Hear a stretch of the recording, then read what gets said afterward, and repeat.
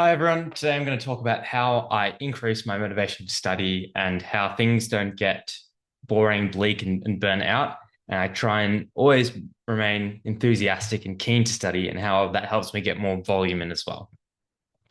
So I think famously, at once you get to a certain level, just working smart is not enough. You also have to work smart, but also hard as well. And you want to put the factors in line to enable you to do that. And so there's three places you can really get motivation from, which is yourself, from others, and from the media.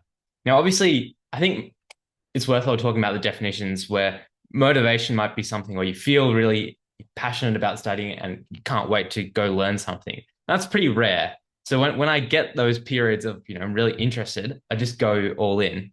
But it's probably a baseline discipline that we should be talking about here as well, and just how to improve consistency.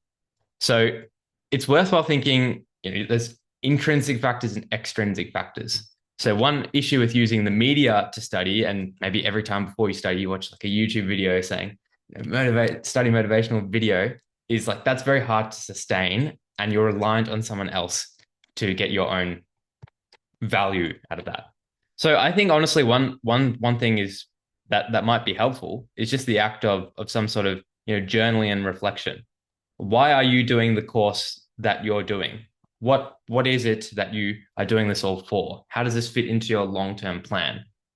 And so then, you might think, well, studying is annoying, but I'm doing this so I can be competent in my future care of patients. You don't want to be the person who is always saying, I don't know, or has to Google everything. And it makes a big difference between someone who's confident and versus someone who's insecure in what they know.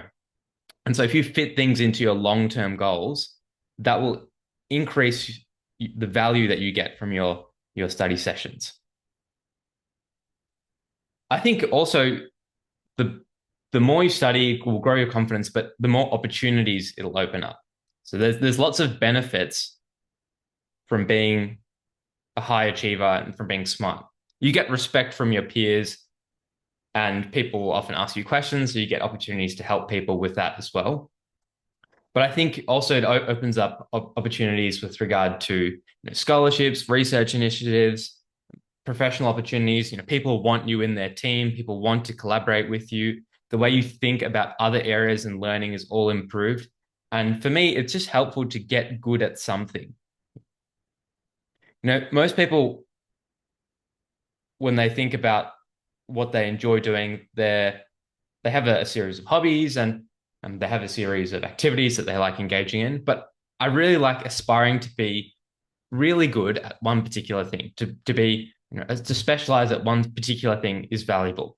And some people will put that into their music, and they'll get really good at an instrument. And I think whatever that is, whether that's running, music, some general knowledge, whether you're really good at juggling, whether you're really knowledgeable about a particular topic, it's good to just have something where you're an expert in, just for that side of your character to develop.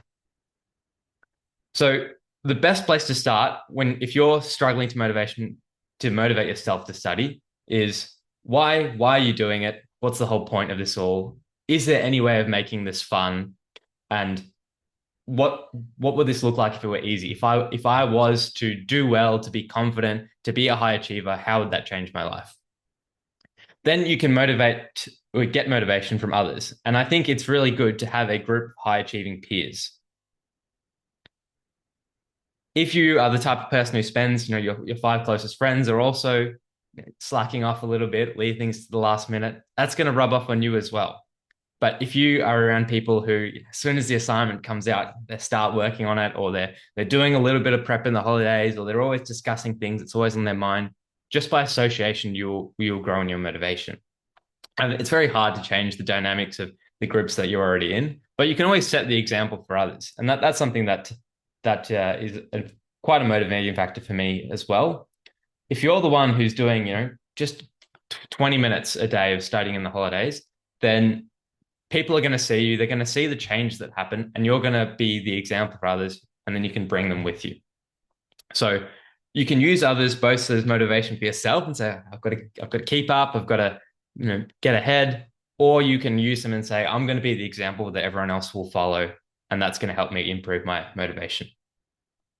Finally, there's the media, and I think there's long form media which can use to build discipline, and there's short form content which is used to build motivation. So books are great, podcasts are great.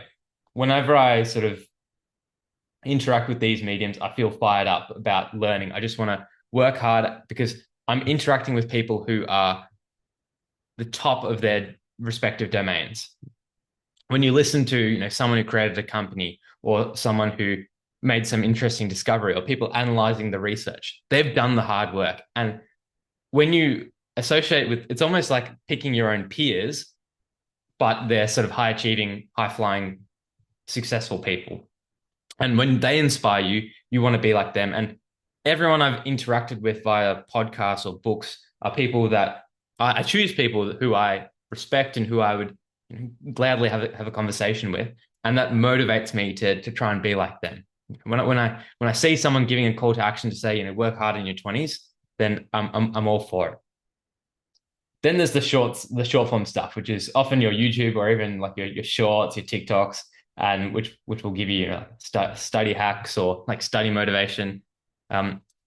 These I don't interact much with, but whatever gets you started as well, because sometimes when people say they want to do more running, just as much as, get outside, walk 10 meters and come back, just the act of starting is the hardest part. If I ask you to do, questions for 2 minutes, most people will keep going a bit after that because it's, you get a couple right, you get a couple wrong, you want to get, a streak of 5 in a row correct.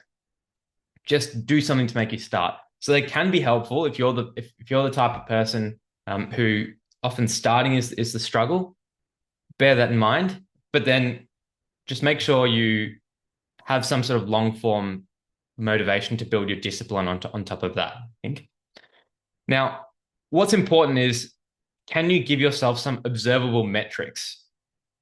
So you can always track, how your exam scores are doing, but then you have to wait 6 months for that to happen. So are there sort of practice tests? Can you monitor how you're doing in classes? Do you feel more confident? Do your friends seem to think, oh, you actually know the stuff here? So make sure you have some observable metrics to see when you make changes, what's the difference? And hopefully by tracking them, getting a small win, that's helpful. And the second thing is, how are you finishing off? Okay. Do you finish your study sessions tired, drained, exhausted, lifeless, and then that's going to be very hard to motivate you for next time? Or do you feel after your study sessions, you feel motivated, you feel passionate, you feel like this was a worthwhile way of doing things? And often that can just be when you stop. Like if you push yourself and do like 6 hours in a row, you might feel horrible. You might feel like I got a lot done today, but just reflect on, I got this done. I beat procrastination today. I did something meaningful. I prioritized the long term. And make sure you're finishing off in a way that makes you happy. Maybe you save some fun things for last, finishing with some practice questions or doing something fun, like reciting a topic, but in a funny way to a 5-year-old. But make sure you think, how am I finishing off? Am I finishing up on a high? And do I have observable metrics? On top of that, try and come up with a long-term plan. So think, what am I trying to do each day? It might be, for me, I try and do 10 practice questions every day. Okay. 10 practice questions every day plus my Anki. I get that done every day. And if I have more time, I can add more things in. But if I have an idea about what I want to do every day, it's not me just making a new plan. I have some goals, and generally practice questions, there's thousands you get your hands on. Just pick a number. I want to do 10 questions a day, 20 questions a day, and be consistent with that. I always keep that tab open, and so I never forget it. And I always keep my Anki open. Or, as I do the practice questions and I get one wrong, then I just bring the Anki up and do them. So there's always a way that I can track myself and I can see how I'm going, and it's always there in front of me, reminding myself. Hopefully there's some ideas here about how to increase your discipline and your motivation and to enjoy studying a bit more. But always think, if you're not enjoying it, how can you make it more enjoyable? How can you make this more efficient? How can you make this more fun? Let me know what your thoughts are, and I'll see you guys all next time. Thanks.